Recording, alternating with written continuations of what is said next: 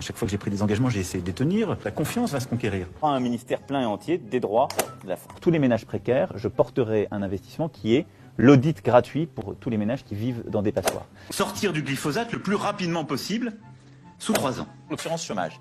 L'objectif n'est pas du tout ni de diminuer le niveau, ni de réduire les durées. Là-dessus, je peux vous rassurer. Dans le quinquennat, nous devons fermer toutes les centrales à charbon qui existent encore dans le pays. Dans les 5 ans qui viennent, je garantis le maintien de tout. Il n'y aura pas de décalage de l'âge de départ. Je ne modifie pas l'âge de départ à la retraite. Je ne proposerai pas de modifier durant le quinquennat à venir l'âge de départ à la retraite. Un tiers des promesses d'Emmanuel Macron de 2022 restent non concrétisées. On parle donc d'anomalie démocratique. Pourquoi si peu de textes et de visibilité? L'exécutif affirme avoir engagé 95% des promesses de 2022, laissant seulement 5% à réaliser. Mais je vais vous poser une simple question. Qui se souvient de ces 24 pages de promesses? Entre crise et actualité, on a oublié que Macron a été élu. Je vais vous dire, même le PDF des promesses a disparu du site du parti présidentiel. C'est pour vous dire à quel point il n'assume pas. Donc il y a eu quand même quelques engagements qui ont été tenus, donc plus d'engagements pour la justice, l'armée, la police, la réforme des retraites, du lycée pro, la loi immigration, la convention citoyenne fin de vie, la relance du nucléaire et la fin de la redevance télé. Le bilan à mi-parcours est donc mitigé, si ce n'est catastrophique. Le dernier tiers risque de passer aux oubliettes. Pourquoi? Parce que tenir ses promesses c'est mal payé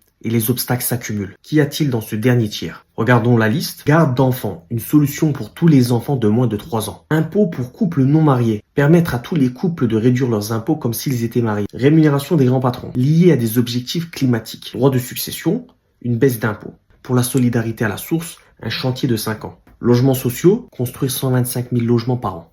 Les rendez-vous médicaux, un numéro unique pour un rendez-vous médical en 48 heures.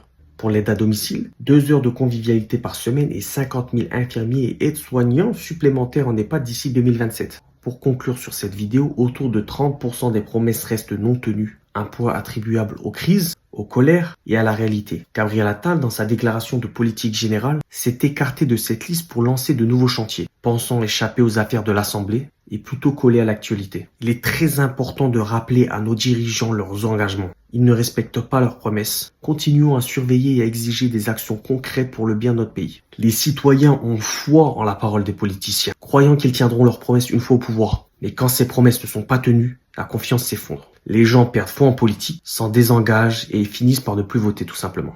Pour restaurer cette confiance, il est important que les politiciens prennent conscience de l'importance de leurs promesses. Ils doivent agir selon l'intérêt général et non pour des intérêts particuliers influencés par des financements pour leur campagne. Ils doivent impérativement respecter les citoyens. Bref, dites-moi ce que vous en pensez en commentaire, bien sûr toujours dans le respect.